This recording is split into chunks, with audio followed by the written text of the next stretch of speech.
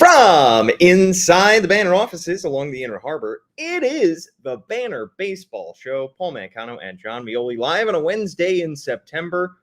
If you're watching on X, YouTube, or Facebook, give us a like, give us a thumbs up. If you're listening anywhere on your favorite podcast platform, write us a 5-star review, and I will read it out here on the show. John and I were just talking off air about Rio Ruiz. We're not going to bring that conversation on air. We are going to talk today, however, John, about voting for Most Valuable Oriole, as the voting is open, who we would vote for. We're also going to talk about some of the guys that are on the fringes of the roster, some guys that have gotten an opportunity post-trade deadline.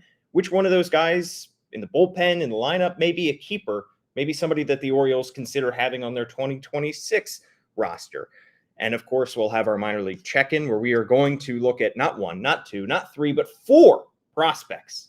4 guys. 4 of them. In one minor league check-in. But first, John, we have to start with the breaking news, with the most important news of the past week, and that is that Jorge Mateo is back. The season is back on. John was pumped. He was glued to his TV when Jorge Mateo made his first reappearance in Baltimore as a pinch runner at first. Not even a pitch was thrown before he was picked off. Welcome back. Welcome back, Jorge Mateo. Didn't he score the winning run last night, by the way? It would appear that was, I think so. And Brent Hyde was not asked anything after the game last night. He might have been, not by us. Not by anyone that I know.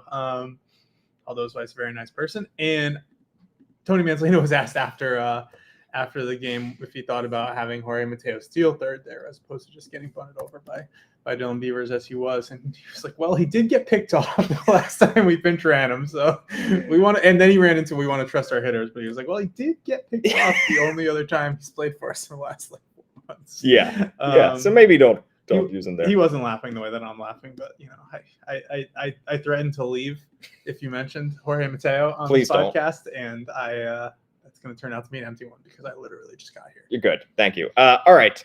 Let's talk about also, though, I did have in here, what was a quicker re-debut? I guess one was an actual season debut, and the other one was like a re-debut of the 2025 season. Jorge Mateo getting picked off before a pitch is thrown, or the Philadelphia Eagles defensive lineman Jalen Carter getting kicked out of a game for spitting on Dak Prescott before he even plays a snap? Yeah, that was a moment that that doesn't really happen often, that I'm talking about how I experienced that moment. It doesn't really happen in basically the last 15 years, however long since Twitter, because we're doing bedtimes, and I was just putzing around, and then I turned the game on, and I hadn't looked at my phone. It was the second quarter, I think, and then they mentioned it on the broadcast, and I was like, wait, what?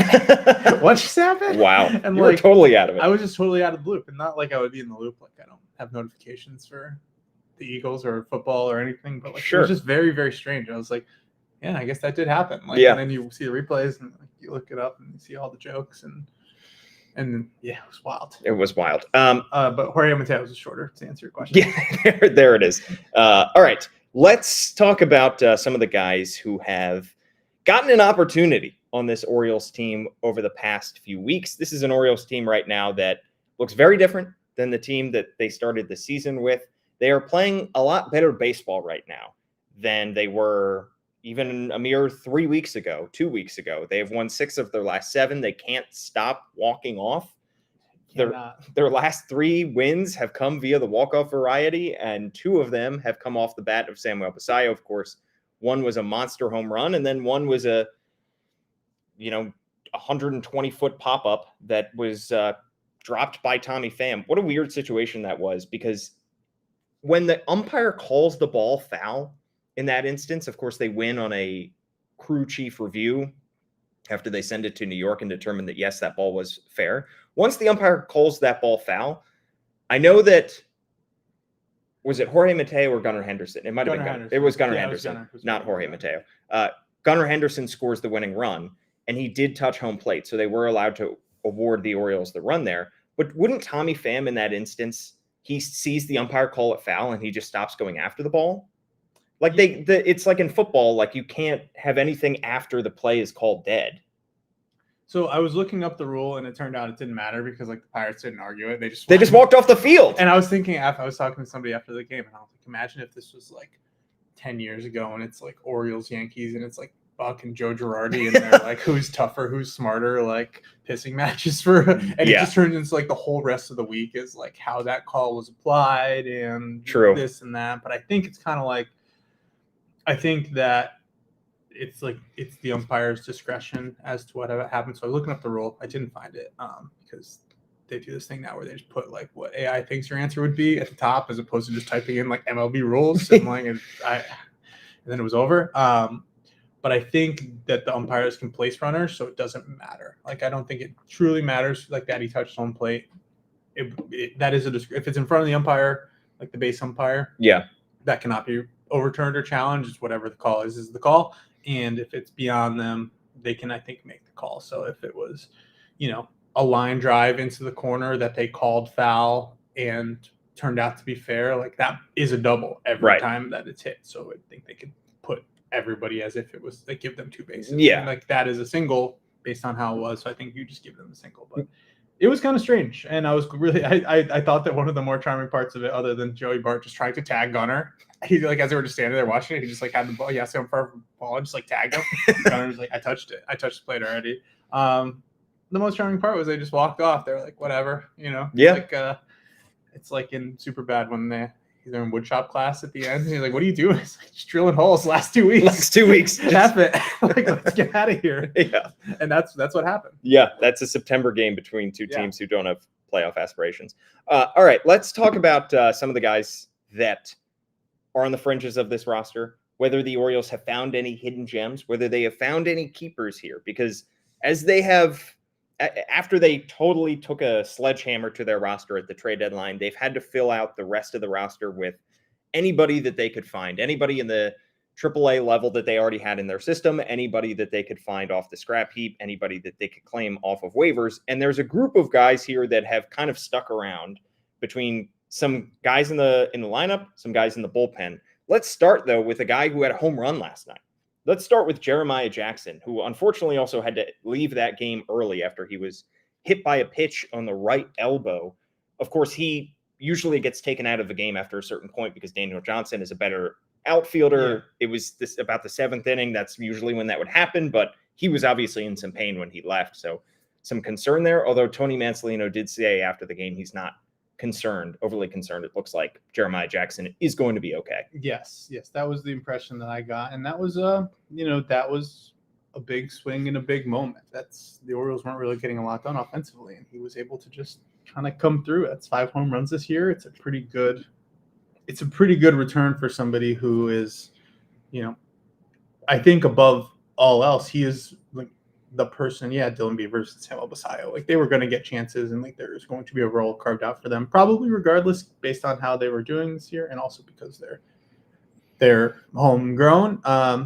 Jeremiah Jackson has an opportunity because the Orioles traded Ramon Urias, and they traded Ramon Urias in part because they wanted to see what this looked like. Ramon Urias was going to make over $5 million, probably in arbitration, to be an overqualified 5th infielder, maybe 6th infielder, depending on how things go. And the Orioles took the opportunity to get some value for him, and they wanted to see what could happen with Jeremiah Jackson. And so far at the plate, they've gotten a lot of what they're looking for. Yeah, came into yesterday hitting .305 with 4 homers, hit his 5th homer last night, a 127 OPS plus in 32 games. Somebody who was a 2018 second rounder by the Angels, signed a minor league deal with the Orioles as a free agent back in November. The question is how much of this is sustainable. I think it's pretty much off the table to say he's going to hit 305 for the rest of his big league career. But can he be a steady big league hitter? Can he hit enough to maintain a spot on a 26-man roster? You look back at what he did in the minor leagues. It was having a phenomenal season in AAA this year, and that's the reason that the Orioles wanted to get a look at him, but had over 370 games at the AA level across 3 seasons where he was pretty mediocre. I mean, he hit around 210, had a 702 OPS in those games. Wasn't until he reached the AAA level that he started to break out. He's 25 years old, so you can certainly look at some upside there. It's not like he's super young, but it's not like he's 27, 28. Yeah. But John, do you think that this kind of production, this offensive firepower from Jeremiah Jackson might be sustainable? I think that there will be spurts of it, and I think that that's good enough to keep around. He hits the ball incredibly hard. He is not, at least at the major league level, a swing decision monster. He's not, he's striking out 23% of the time, which is great, and walking 4% of the time, which is not as good as you'd want. As we're having this conversation, I'm trying to see someone like chase rates and stuff in the minors, and I'm not doing a good job of scrolling and talking at the same time. But they look like they're okay. I think that the rub is, and I mentioned that they brought him up as the Ramon Urias, replacement tryout, and it seems like based on how they are using him that they think he's more adept in the outfield than in the infield, and that's probably true. That's more Ramon Laureano replacement. Yes, honestly, and that is that's also a role that they need. But I think that's why you do the things that they did, because if they went into next year, and not to say that they would, but if this was an alternate reality and this team was humming towards the playoffs, and and we're talking about Kyle Bradish starting game one of a playoff series versus just being really good on a team that's going nowhere and all that stuff that is not true, and it's not really worth even mentioning. It would be kind of tricky to be like, oh, he can definitely be our utility infielder next year. He can be that guy who can play all those positions and hit right-handed if you don't see it and you don't know. There's nothing wrong with him being, Ramon Laureano would be fantastic if he turned into Ramon Laureano. He's been one of the 15 best hitters in baseball this year, but an overqualified bat first Ryan McKenna type, or that kind of right-handed hitting fourth and a half-ish outfielder. That's a role that would be really valuable to have for somebody who doesn't cost any money. Yeah, it has been more productive in a smaller sample size, roughly the same sample size, I'd say, than Tyler O'Neill, frankly, although that's not an incredibly high bar. Orioles are going to have Tyler O'Neill on their roster next season, but the availability of Tyler O'Neill is always going to be a question mark. Yeah. So there will be a spot for that. We've seen Dylan Carlson fill that role, not particularly well. Jeremiah Jackson has leapt past him in that way. Yeah. And there were certainly some shaky moments early. It's not phenomenal. It's not incredibly smooth still for him in the outfield. 25 games in right field, 6 at third base, but they keep throwing him out there. They keep giving him these opportunities, and maybe his role is as just a bench right-handed bat there. They could at least bring him into camp next year, see if he can compete with everybody else. But you have to like what you've seen so far from him at the plate, and maybe hope that his defense can develop. Yeah, and there's not the speed element that you'd be looking for off the bench that Ryan McKenna would bring. Yeah, or the center field ability of that guy as well. Yeah, and I think it's kind of, and I was thinking about if you hadn't already brought up the person we didn't want to talk about. He's got his infield. He who shall not be named. He's got his infield experience, and he also, in a pinch, has been asked to play the outfield. And that's not to say that went terribly well, because there were some games that the Orioles lost because of that. But it could be the same type of, you are primarily an outfielder, but if it's Sunday in Cleveland in April and we need to stick you on the dirt, we can do it. And I think that is a good approach that they can have, and it feels like a pro scouting, player development win to have the potential to have this player on your roster next year. And also, if they get somebody better than him, totally fine. Got options. You can use, this is a good piece to have. And you mentioned the Tyler O'Neill insurance. Ramon Laureano was expensive Tyler O'Neill insurance, and it turned out fantastically. Yeah. But you need that in many forms, I would say, because they needed it in many forms this year. Yeah, exactly. And you also need that at third base, as they have seen this year as well. Yeah, that's so weird. I mean, Jordan Westberg is not somebody who was ever not healthy. No, before. He was incredibly healthy his minor league career and short big league career. And I think what's kind of notable about what he's been doing when he's healthy, and if you take out April when he clearly wasn't healthy, is he's still able to perform. I don't think, of all the things that have happened this year, that the disconnect between his upside and I guess it's a higher floor than you thought it would be, but also if he's not out there, then the floor is lower. And there's a huge gulf there that I don't think that I was prepared to have to reconcile at this point. All right, let's talk about another Jackson. Alex Jackson, 29-year-old catcher, former 6th overall pick by the Seattle Mariners back in 2014. Orioles got him in a player to be named later trade in July when they were going through one of their myriad injuries at catcher. Came into last night hitting .234, 5 homers, 123 OPS plus in 31 games. This is an intriguing spot because the Orioles have now 2 franchise catchers, Adley Rutschman and Samuel Basallo. But both those guys are above average big league hitters when Adley is right, and certainly the small sample size we've seen from Samuel Basallo, both those guys have the potential to be all-star level players, and both those guys hit very well for being backstops.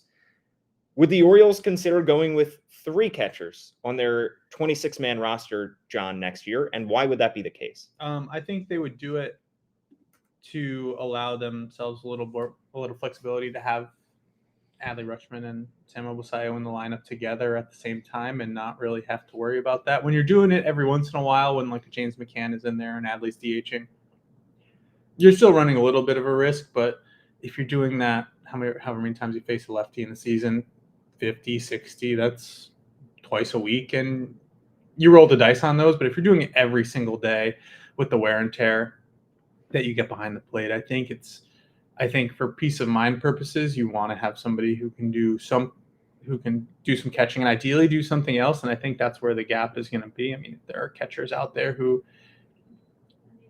and they can all stand at first base with a glove, and that is always the secondary assignment. But if you had a catcher who can play anywhere else and do anything, maybe run a little, like there's not many catchers out there that can do that. That is going to be, I think, the platonic ideal. And I think Alex Jackson maybe could fit into that. He's hitting the ball hard just like Jeremiah Jackson is. That's what even the guys they get off the street, that's what they do. That's what they're looking for. And you take that as a positive, but I don't know that a third offensive profile catcher is the third catcher they'd be looking for if they are. Right. And that's probably what Alex Jackson profiles as right now. StatCast has his defensive metrics pretty good. Yeah. Does that align with what you've seen, or do you think he's still a below average defensive catcher there, John? He's not the worst catcher who I've caught for the Baltimore Orioles this year. Certainly not. I think it's probably fine, but I think there are probably more qualified guys for that role to play once a week and maybe get like 5 at-bats a week and be okay with it. Like, he's obviously bounced around. There's no bad major league jobs at this stage of his career. I don't think you find like older-ish, not that he's old, but he's 29. I suppose he's not young anymore. I don't think you find older catchers who think there are bad big league jobs out there. They just bounce around forever, and they get better and they get wiser and they get more coveted as they get older. But I think I would be interested to see what they think of the profile. I think, as an aside to this, and we'll obviously have the chance to talk about this as they're like, doing their roster cleanup and like finding, whatever happens at the end of the season. But like, it's going to be interesting to see who they keep, period. Like, yeah, there's guys you can get rid of during the offseason. Like, if you find a better alternative to Alex Jackson in January, you can just designate him. But like, is he on the roster in January? And that's the thing. I think, Jeremiah Jackson is going to be yes, but like everyone else we're talking about, they could just say, we'll take the chances, we'll roll the dice. Like, maybe you can come back later, and we're just going to use this roster space now. And I think he's one of those guys that's maybe on the bubble for me. Yeah. In terms of defensive first guys that could hit the market, there's always a bunch that hit the market in free agency. You think of like guys that have this kind of pedigree that are in the mold of James McCann and Robinson Chirinos. Yeah. Guys like Austin Hedges, like Victor Caratini, these guys that just kind of hang around because they don't hit very much above the Mendoza line, but they have this kind of reputation. Yeah.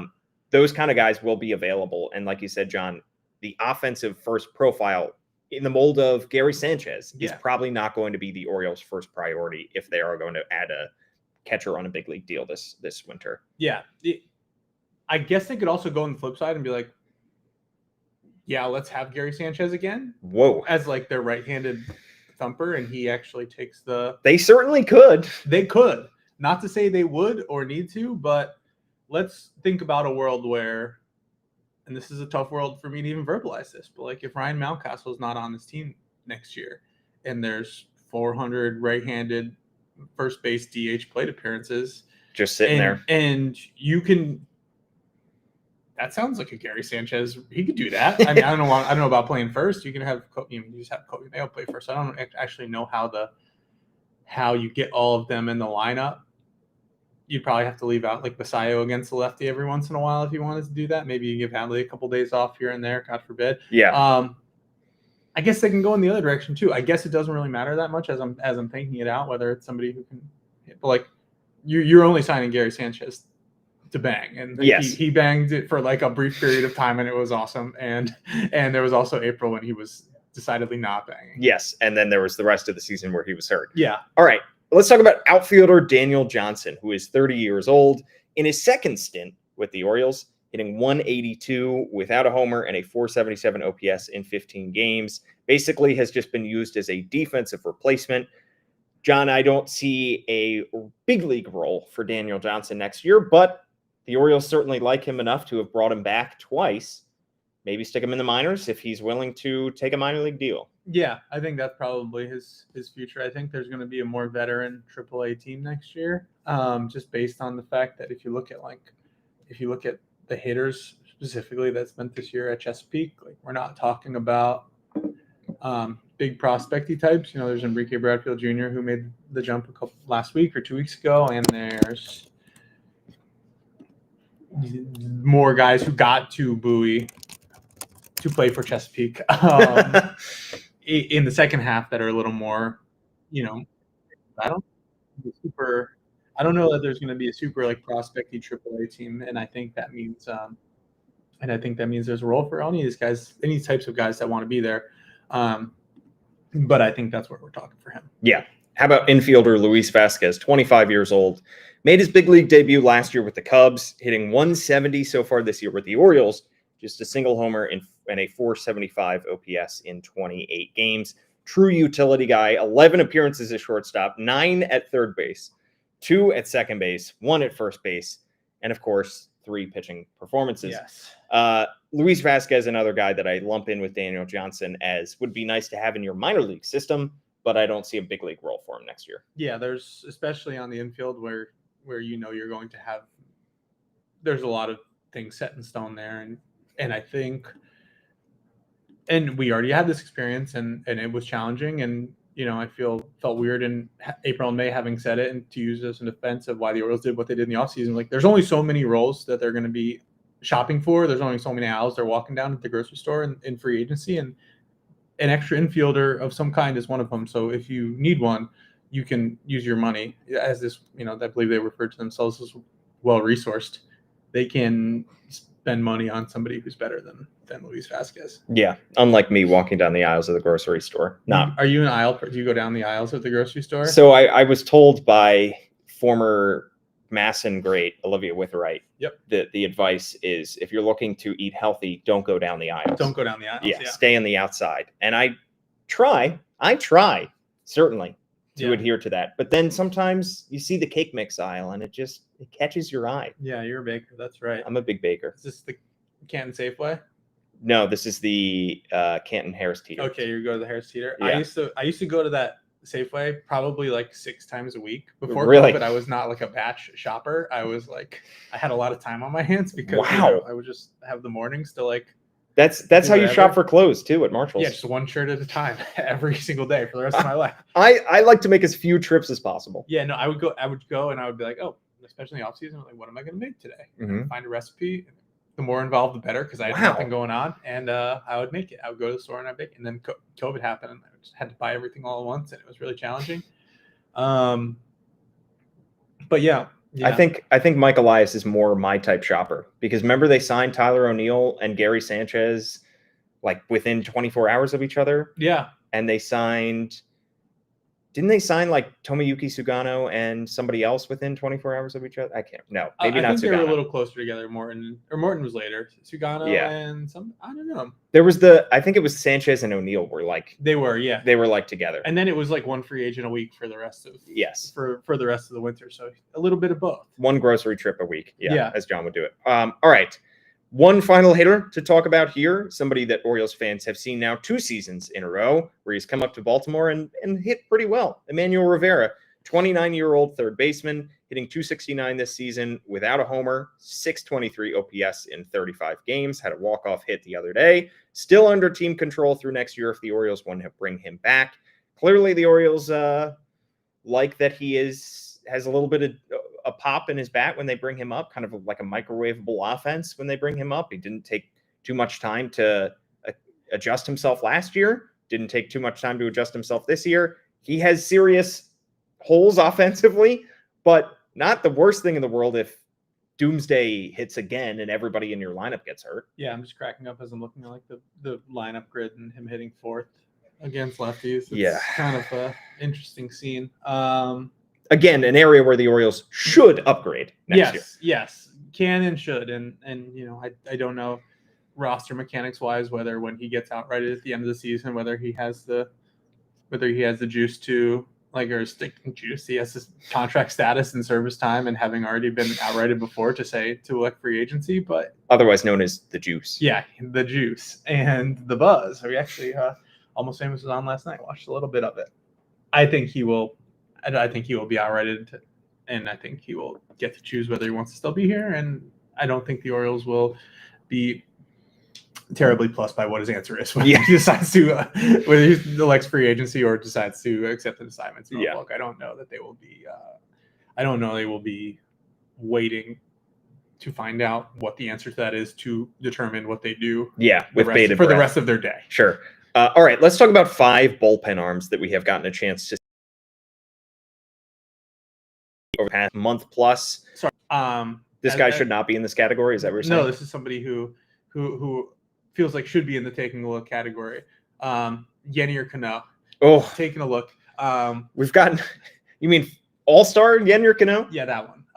I know we're not supposed to root for players or outcomes. This is objective. Big J journalism here at the Banner, and no rooting us especially. Yeah, but I'm hoping for like a Brian Baker renaissance for him. Only for 2 parts. A, because then they can get a draft pick and use it on an aspiring country music star next year. And B, the part where everyone, if he does turn it around, they do are cool, let's trade this person immediately while we still can. The part where everyone's forgets how the last 2 years have gone. And they're he was pitching so well. How could they do this? Michael Elias is a monster. And it's actually, I don't think that's how it actually went. Yeah. Well, the Renaissance will have to start tonight. It didn't start last night. It will not start. It will not. Yeah. It did not start last night. Yeah. I think that's fair to say. Gave up a game-tying homer last night. All right. Let's talk about these 5 guys. You're good. That was digression. I've included on this list here Sean Dubin, Dietrich Enns, Rico Garcia, Cade Stroud, Grant Wolfram. Let's start with Sean Dubin, 30-year-old. Big league experience in 2023 and 2024 with the Houston Astros. Orioles plucked him off waivers at the end of August. Yet to allow a run in 5 2/3 innings. And next up, Dietrich Enns. Let's put these 2 guys together here. Yeah. Dietrich Enns, big time appearance last night. Scoreless 10th, scoreless 11th. He's 34 years old, so you don't love that. And he is out of options, I believe. But you like what you've seen from Dietrich Enns and Sean Dubin not allowing an earned run in his first 5 2/3 innings. Yeah, Dietrich Enns is interesting. I think everybody who's watched the Orioles can confidently say that they've liked when he does what he did on Tuesday night, last night. It's interesting. There's obviously something there. There's obviously something there, and it's a useful thing. I think they have enough optional arms and will, as things go forward and they keep, knock on wood, producing some pitchers from their farm system to be those optional pitchers in the bullpen. I think it's okay to have that. I don't think he's going to be like TJ McFarland, getting 10 outs in long left-handed middle relief, but you can easily do. He can get 7-8 outs. I think it's pretty clear, especially if he gets built up a little more. I think he is on the hook for a little more money than just your average like league minimum next year. I'm having trouble finding that as we're talking about it. And I just gotta stop trying to because it's not really useful to look for it while I'm talking. But I think he's easily somebody to keep around. And Sean Dubin, to go back to him, he's given up looking at it. He's given up 16 runs this year. 9 of those were to the Orioles. So, he's pitched 31 of the third innings, and he's faced the Orioles twice, I believe, 3 times in those little like bunch of series they had. And pretty much otherwise, he's pitched well. He's got like a 2, looking at it right now, 2.3 ERA with like a higher expected, but 2.3 ERA outside of facing the Orioles. That's crazy. You know what the solution to not facing the Orioles is? Be on the Orioles. Be on the Orioles. That's all the players that would the Orioles would bring in, maybe pitchers, and be like, well, he's pitched great at Camden Yards. Yeah. It's like, that's because he was facing the Orioles. Yeah. Or a hitter that's like, he hits great at Camden Yards, and the Orioles sign him. It's like, yeah, because he was facing Orioles pitching. Yeah. I own it, and like I know they did it with Ike Irish, who we'll talk about, but I almost get like a little bit of PTSD right now from like the DJ Stewart, like Heston Kjerstad, like his swing is perfect for our ballpark. Yeah. And like after the draft, and it's like, yeah, just let's like, what if we just don't say that anymore? But yeah, I think back to Richard Blyer, like everyone, that was a random one, but he was somebody like when they acquired him, like because he did like a random like middle relief appearance and just carved up like 2017 Orioles as one as one would when they threw 91 from the left side. And he was another one of those guys who like, oh, he pitched so well against us. How about Rico Garcia, 31-year-old right-hander, second stint with the Orioles, 3.48 ERA, 8.7 Ks per 9, 1.355 WHIP in 10 1/3 innings. Seems like somebody you keep around if you can. I don't know the extent you can. I don't know contractually whether that's an option for him, but I think no out of options, but will be around. Doesn't have service time to be free agent, obviously. I think, and I think the answer to all of this is that they're going to. I think they can go into next year with like 4 unoptionable relievers. Sure. Seems like a good ratio, 4 and 4. 4 and 4 seems good because there are players who have options who you want to keep as well, and you're going to want to keep those spaces open. So if you say like 2 of those are coming from the outside, I guess you want to see like there's all the people we've talked about, Sean Dubin, Rico Garcia, Dietrich Enns are out of options. So is Albert Suarez, who I think is a reliable reliever, reliable pitcher if you want to keep him around. Although I do have my Danny Coulomb senses up with him, where they're just like, I don't know if we want to be in this like injury business, like given what you just dealt with. Keegan Aiken now out of options. I'm not sure how that's gonna go. I feel like they'll keep him around. Yeah, it's gonna be wild. Like if Keegan Aiken is like gets to like 6-year free agency, which feels like it's possible. It does. That would be a wild development. Yeah. I'm just gonna say that would be a wild development. I think there's space for all of them. Like, I think if you pitch well in this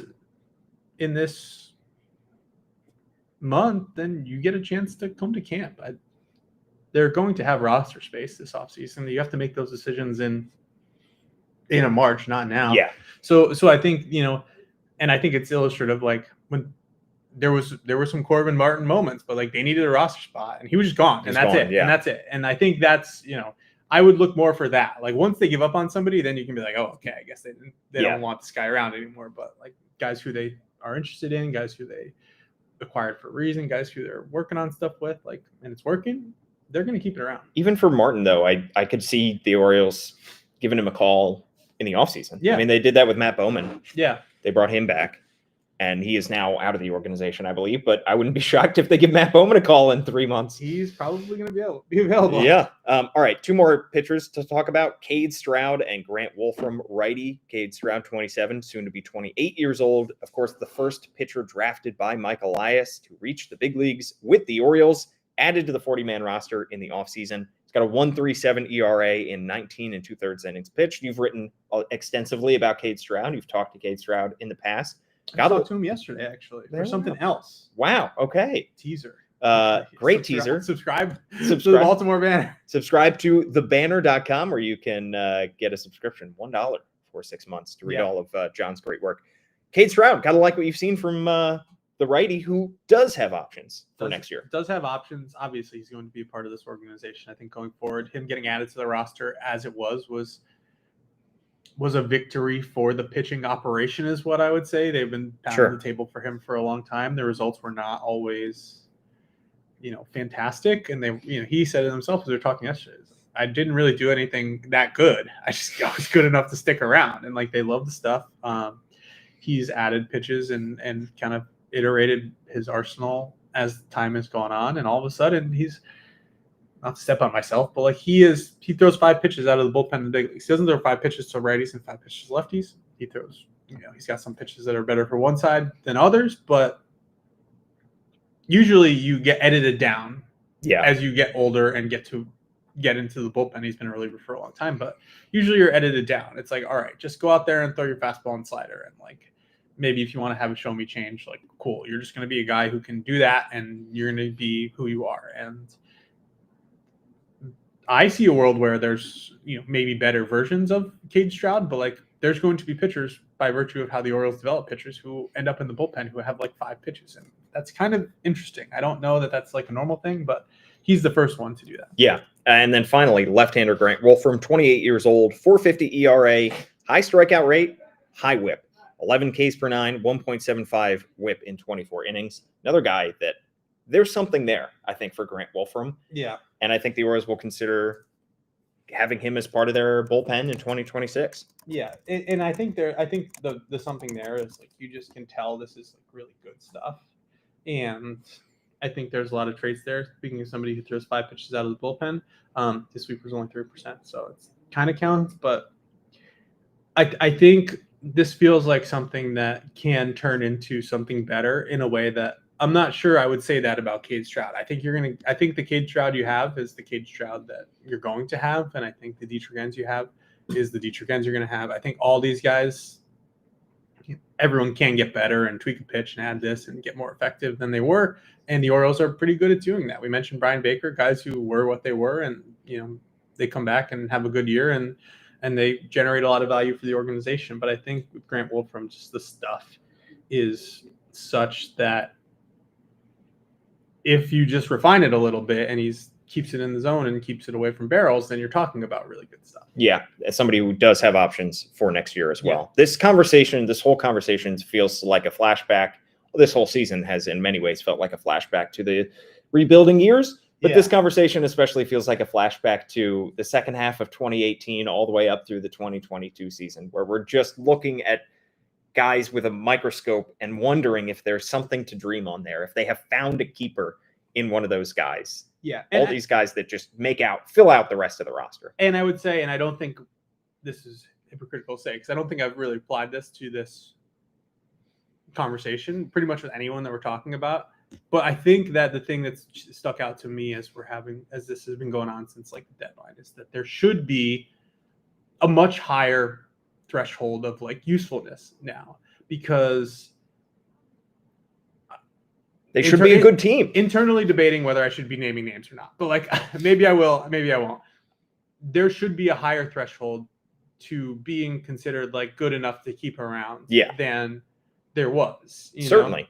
Jorge Mateo was dynamic when he was a different kind of waiver claim. I literally got him mixed up with Domingo Leyba, as around it when it was happening. Domingo Leyba played 7 games and was brutal, and then he was gone. Yeah. And really not a good player.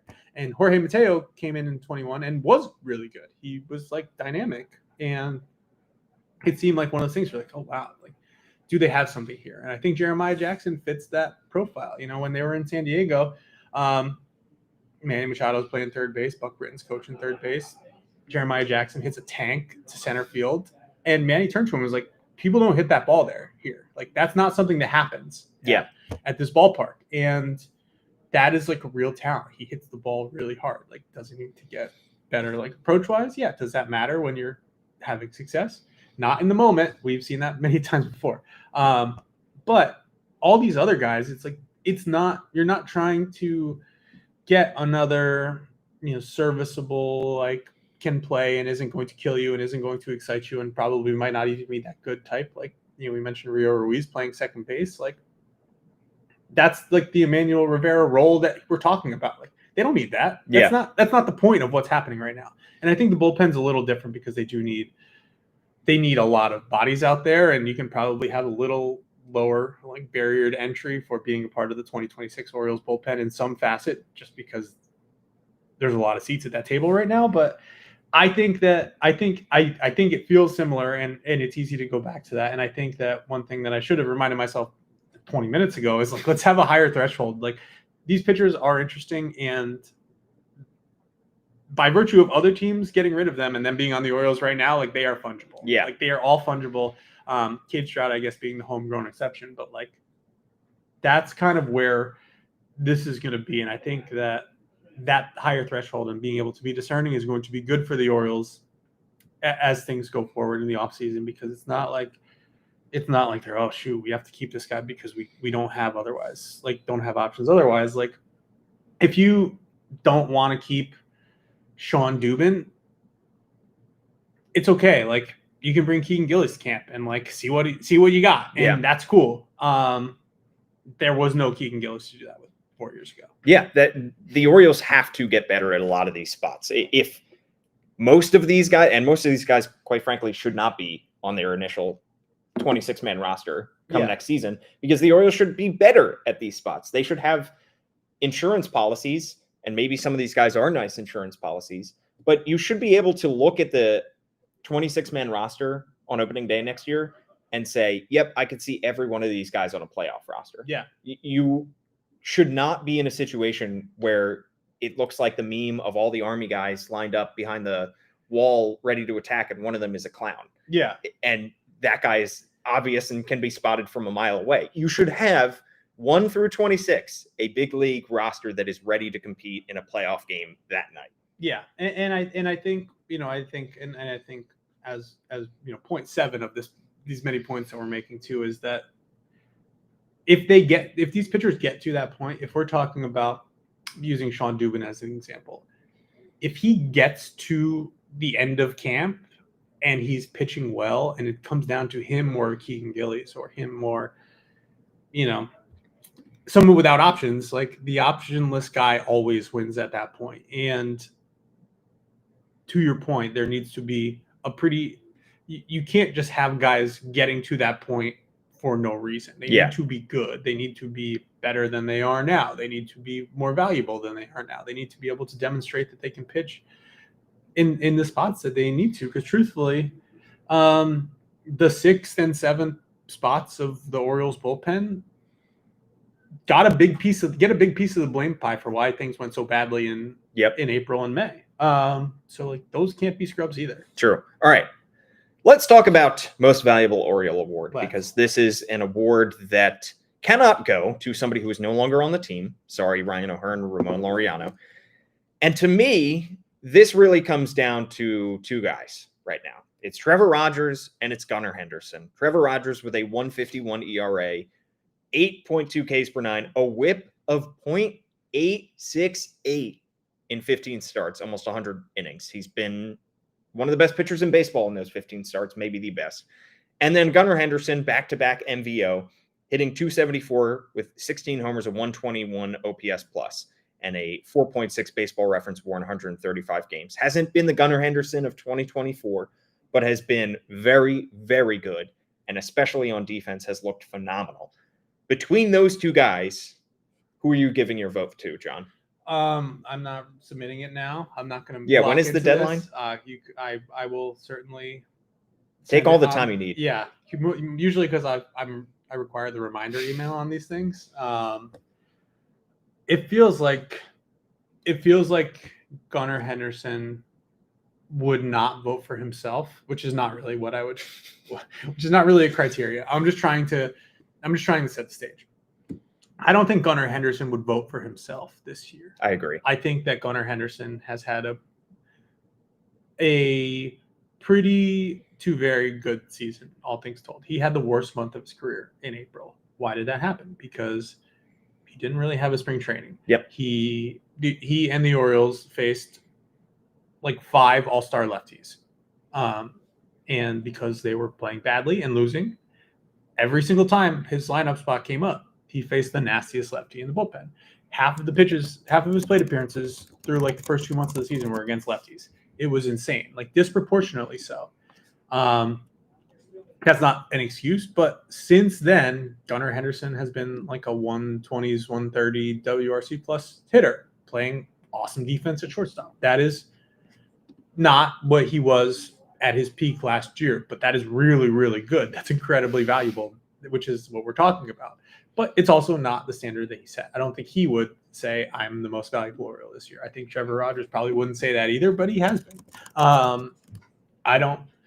I don't think that if we flipped it and Trevor Rogers had the Gunnar Henderson equivalent season on the mound, that we would ding Gunnar Henderson for having 400 plate appearances versus 600. If he was hitting, if he was doing the pitching equivalent of what hitting equivalent of what Trevor Rogers is doing. That's fair. I don't think Gunnar Henderson would be dinged for having been hurt and not being a regular in the rotation or regular in the lineup until like June. Yeah. It would be like if Mike Colton Cowser, most valuable Oriole, came through and he just broke his thumb and all of a sudden came back and was awesome for 4 months. Like that would be, if he did that, he would be in the mix and there wouldn't be a question. It wouldn't be like, so I think Trevor Rogers has been so good that it's going to be hard not to vote for him. I'm not going to say that. I'm not locking anything in. I'm really going to dive into it. To the extent I actually do dive into it. We can do another update at some point. Yeah. I'll tell you who I voted for. I'm transparent. The only year I kept it quiet, and I think I've told this story, is the year that Jonathan Scope won it. Yes. The only All-Star that year. Yes.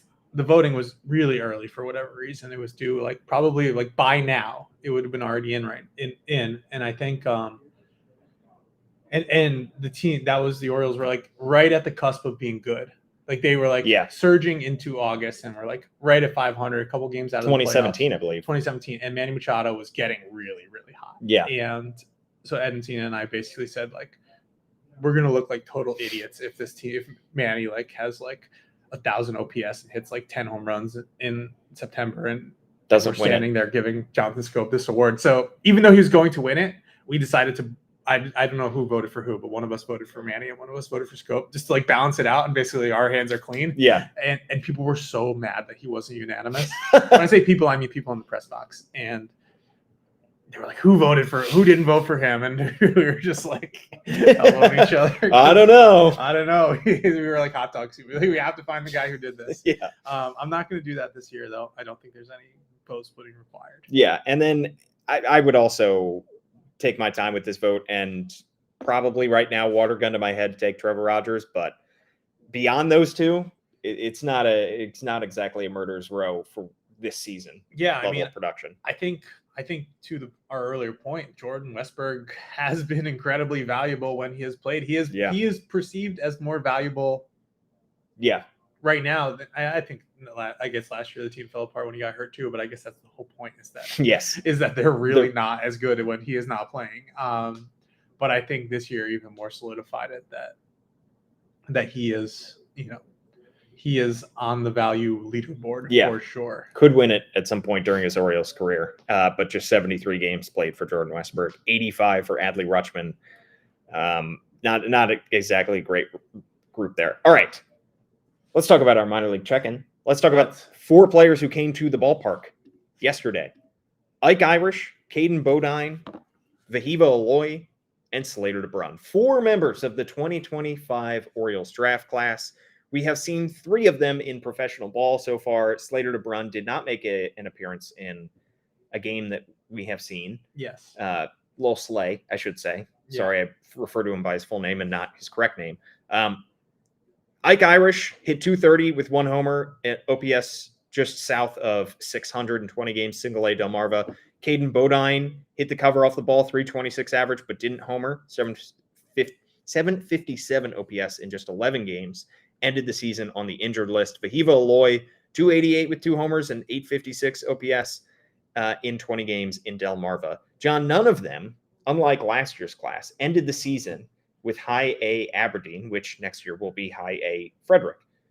Is that something that caught your attention? It did, yeah, mostly because I was annoyed because I was just counting on them coming up for the last week of the season. I was going to go to Wilmington a couple times, and like that was going to be that was what I was going to do last week, is I was going to go to Wilmington a few times, and I didn't get to.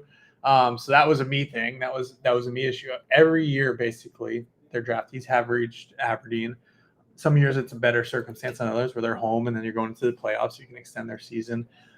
This year, there were a couple of extenuating circumstances. I think we could put one bucket of like the structural things. They built a awesome new like player development building at Delmarva this year that opened up in August. And with Aberdeen on the road in Wilmington, like, do you want them to be in a place in this awesome facility, like finishing out their first, kind of taste of pro ball, or do you want them commuting to Wilmington, like taking BP in Aberdeen, getting on 95 on a bus, going up there, doing that 6 times? Like, structurally, it's just easier. And there's also you don't have to get used to, the Aberdeen no-fly zone and all the beauties of being at that ballpark, and because you're not going to be there next year. So that's like another check in the box. I think structurally they also, I think we're seeing like there's not as much of a rush. If guys are going to push the issue and fly through the minors, they're going to let them. But when you structurally move guys quickly, and I think at the beginning of this rebuilding process, there was like a 250-ish plate appearance threshold at high A, but going to double A. If you get 30 of those in your draft year, you're not there for very long, and all of a sudden you're in triple A, and you could be Connor Norby, just like there like a million plate appearances later, wondering like, why did I get here so fast if I was just going to be here for 2 years? So then there's a little bit of structural things on that side. Practically, Ike Irish didn't have the best time out there. He mentioned himself that he put the ball on the ground too much, and like his goal he knows about wood bats and kind of how he's going to be pitched and what he needs to do. And also candidly, he said like standing around like the turtle shell watching big leaguers take BP, he was like, I felt really small. Like I have to get I want to be able to do that. So I think that kind of explains that. And I think last year with Vance Honeycutt not having the best pro debut and getting brought up to Aberdeen regardless, and not having a very good time there, and that translating, so in some ways, I think spiritually, I don't know if actually like carrying over into this year, they were happy to avoid the possibility of that happening again. And then Caden Bodine with his finger injury, and I think Aloy was kind of the standout on the other side. He hits the ball incredibly hard. They were taking BP yesterday, and it was like in the 110s. Like there was a whole round of like in the 110s, like absolute bombs, like 115 at like 30 degrees. And it's like, okay, cool. He swings at a lot of stuff. He makes hard contact all over the zone. I don't know that that's necessarily something he's going to be allowed to continue to do, but it was described to me as like Joey Ortiz-esque. Like Joey Ortiz needed to learn how to hit the ball in the air too. But, once he stopped being like, okay, I can hit the ball hard everywhere and focus in on, the strike zone, then he became the Joey Ortiz that, the Orioles really liked until they traded him. Yeah. How about Lil Slay? Is there a reason that he did not appear in a game? I don't think there was a physical reason. He didn't take BP or anything yesterday either. I don't know about a physical reason, but it seems like was just doing, the typical work you do, kind of getting onboarded in Florida. I believe, and I'm just going through my mind, I think Jackson Holiday was the exception in terms of high school players who got into game action, especially without there being an FCL season at that point. And they also play games down there. Like I think there are like scrimmages and types of things. Like Jordan Sanchez got called up to Delmarva like last week for the last week of the season, and you wouldn't do that if he wasn't playing semi-regularly. I think it's just kind of like in Dominican they call it like the tricky league, which is basically like games that aren't really games and they're not keeping score, but like everything's actually happening. And yeah, it's a real game. So I'm sure if he was healthy, and I don't know that he was or wasn't, he was probably doing that. But Kobe Mayo, Creed Willems, all guys who, while they were drafted, I shouldn't say that. I think they have a little bit of a longer, like, let's have you at the complex, let's get our hands around you type thing. But He had a fun media scrum yesterday. He just talked. It was fun. talking. We've heard him sing. Yeah. All right. That just about does it for the Banner Baseball Show today. Like, rate, review, subscribe, and subscribe to the Baltimore Banner. Subscribe to John's newsletter, Inside the Dugout. We will have another podcast for you next week. John just wrote a great story on Kyle Bradish. He's so good. He was phenomenal last night. Threw just 82 pitches in 7 innings of 1-run ball. Just come to expect that now. Now that he's back, now that he's pitching again, just come to expect very, very good starts every time that he takes the hill. Yeah. Good stuff. We have just 3 weeks left in the regular season. We will be podcasting throughout all of it, so stay tuned for that.